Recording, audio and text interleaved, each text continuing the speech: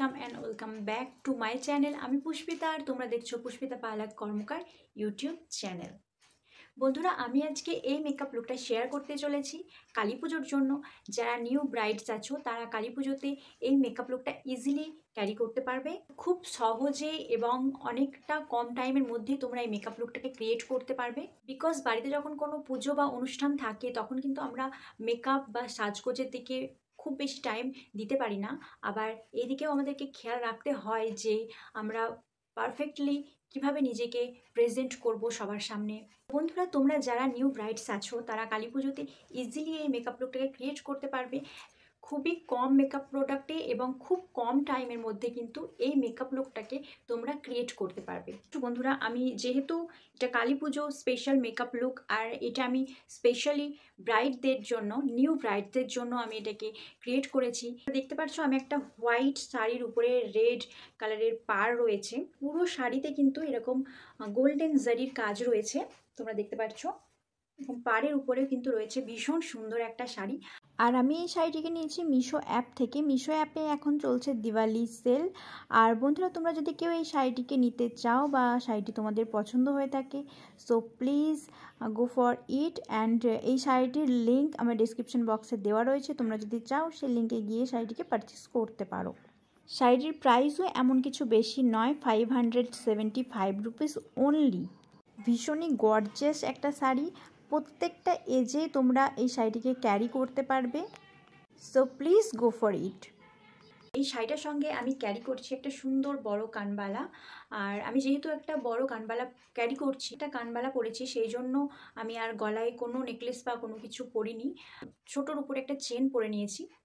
Basically বাড়িতে কোনো পুজো থাকলে আমরা গোল্ড জুয়েলারি বেশি ক্যারি করে থাকি, মেন ভিডিওতে যাওয়ার আগে প্লিজ চ্যানেলটিকে সাবস্ক্রাইব করে দিয়ে পাশে থেকো বন্ধুরা। সো আর বকবক না করে লেটস গেট স্টার্টেড। প্রথমেই বেবি ওয়াইপস দিয়ে আমার ফেসটাকে আমি ভালোভাবে ক্লিন করে নিচ্ছি। দেন অ্যাপ্লাই করে নিচ্ছি ময়শ্চারাইজার। বিকজ শীতের আঁচ পড়ে গেছে আর একটু ঠান্ডা পড়লে আমার স্কিনটা একটু টান টান মনে হয়। তাছাড়া মেকআপ করার আগে যদি একটু ময়শ্চারাইজার অ্যাপ্লাই করা যায় তাহলে মেকআপটা খুব ভালো বসে। অ্যাপ্লাই করে নিচ্ছি প্রাইমার। মেকআপ করার আগে প্রাইমার অ্যাপ্লাই করাটা ভীষণই জরুরি। বিকজ প্রাইমার অ্যাপ্লাই করলে আমাদের যে ওপেন পোর্সগুলো থাকে, প্রাইমার সেই পোর্সগুলোকে বন্ধ করে দেয়। আর যদি আমরা প্রাইমার অ্যাপ্লাই না করি তো ওই পোর্সের ভিতরে মেকআপ ঢুকে যেতে পারে এবং স্কিনকে ড্যামেজ করতে পারে। অ্যাপ্লাই করে নিচ্ছি ফাউন্ডেশন। এখানে আমি একটা ড্যাম বিউটি ব্লেন্ডারের হেল্পে ফাউন্ডেশনটাকে ভালোভাবে ব্লেন্ড করে নিচ্ছি বন্ধুরা। তোমরা নিশ্চয়ই লক্ষ্য করেছো বন্ধুরা যে আমি ফাউন্ডেশনটাকে ডাইরেক্ট স্কিনের মধ্যে অ্যাপ্লাই না করে বিউটি ব্লেন্ডারের উপরে ফাউন্ডেশনটাকে নিয়ে আমি অ্যাপ্লাই করছি। অ্যাকচুয়ালি আমি এটা লক্ষ্য করেছি যে ফাউন্ডেশন ডাইরেক্ট স্কিনের উপর দিয়ে ব্লেন্ড করলে কিছু জায়গায় ফাউন্ডেশন বেশি, কিছু জায়গায় কম এরকম থেকে যেত, ফাউন্ডেশনটা ঠিকঠাকভাবে বসতো না। সেই জন্য আমি একদিন ভাবলাম বিউটি ব্লেন্ডারের উপরে যদি ফাউন্ডেশন নিয়ে আমি ব্লেন্ড করি তাহলে কেমন হয়। তো দেখলাম না ঠিকঠাকভাবে ফাউন্ডেশন বসছে, সেই জন্য এখন থেকে আমি এই রুলসটাকেই ফলো করছি। বেসিক্যালি সবারই মেকআপ করার আলাদা আলাদা স্টাইল থাকে, তো বন্ধুরা তোমরা এই নিয়মটাকে একবার ফলো করে দেখতে পারো। আই হোপ তোমাদের ভালো লাগবে। মেকআপ অ্যাপ্লাই করার সময় কান এবং গলাতে মেকআপ অ্যাপ্লাই করতে কিন্তু একদমই ভুলে যেও না বন্ধুরা, তাহলে কান, গলা এবং ফেসের যে কালারটা সেটা কিন্তু ডিফারেন্ট হয়ে যায় এবং দেখতে মোটেও ভালো লাগে না। মেকআপ সেট করার জন্য আমি এখানে অ্যাপ্লাই করে নিচ্ছি ল্যাকমির লুজ পাউডার। পাউডার দিয়ে যদি মেকআপটাকে সেট করা যায় তাহলে প্যাচি ভাবটা আসে না। অনেস্টলি স্পিকিং কি আমি কনসিলারটাকে অ্যাপ্লাই করতে ভুলে গেছিলাম, সেই জন্য আমি কনসিলারটাকে অ্যাপ্লাই করে নিচ্ছি। এখন আমি আমার আইব্রাউটাকে সেট করে নেব, সেই জন্য আমি এই ব্ল্যাক কালারের আইশ্যাডোটা নিয়ে নিয়েছি। তোমরা যারা নতুন মেকআপের ক্ষেত্রে তারাও কিন্তু আইশ্যাডো দিয়ে আইব্রাউ ফিল করতে পারো, কোনো হার্শ ভাব কিন্তু এতে আসে না।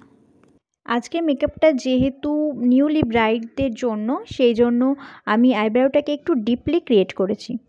হালকা গ্লসি ব্রাউন একটা আইশ্যাডো আমি আজকে অ্যাপ্লাই করছি বন্ধুরা। ইনার কর্নার থেকে আউটার কর্নার পর্যন্ত ভালোভাবে আইশ্যাডোটাকে ব্লেন্ড করে আমি অ্যাপ্লাই করে নিচ্ছি। দেন আমার ব্রাউ বোনটাকে আমি হাইলাইট করে নিচ্ছি। এখন আমি নোজটাকে কন্ট্রোল করে নেবো, সেই জন্য কন্ট্রোলিং প্যালেট থেকে এই ব্রাউন কালারের শেডটা নিয়ে নিয়েছি।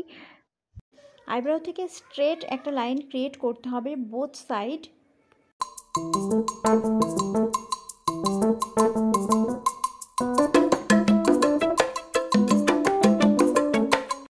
এখন জাস্ট হালকা করে একটুখানি স্মাচ করে নিতে হবে।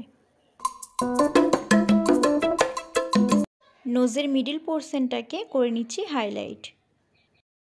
এখন আমি আমার পুরো ফেসকে কন্ট্রোল করে নেব।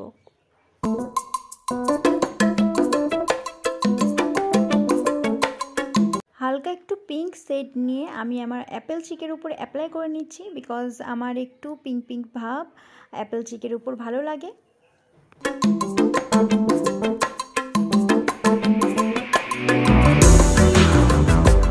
হাইলাইটার অ্যাপ্লাই করার সময় চলে এসেছে, তো আমি আমার ফেসের হাই পোর্শনগুলোতে হাইলাইটার অ্যাপ্লাই করে নিচ্ছি।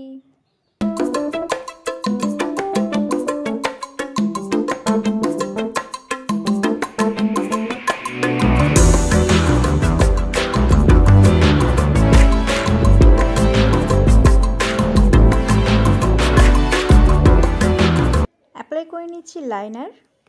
এখানে নিয়েছি একটা ব্রাশ, আর লাইনারটাকে আমি এই ব্রাশের হেল্পে হালকা করে স্মাচ করে দেব। অ্যাপ্লাই করে নিচ্ছি কাজল। ইনার কর্নার থেকে আউটার কর্নার পর্যন্ত ডিপলি কাজল অ্যাপ্লাই করে নেব। অ্যাপ্লাই করে নিচ্ছি মাস্কারা। সময় এসে গেছে লিপস্টিক অ্যাপ্লাই করার, তো অ্যাপ্লাই করে নিচ্ছি একটা ডিপ কালারের লিপস্টিক। আজকে আমি ইয়ারপিসে রেখেছি একটা সুন্দর কানবালা। And this is my absolute final look বন্ধুরা।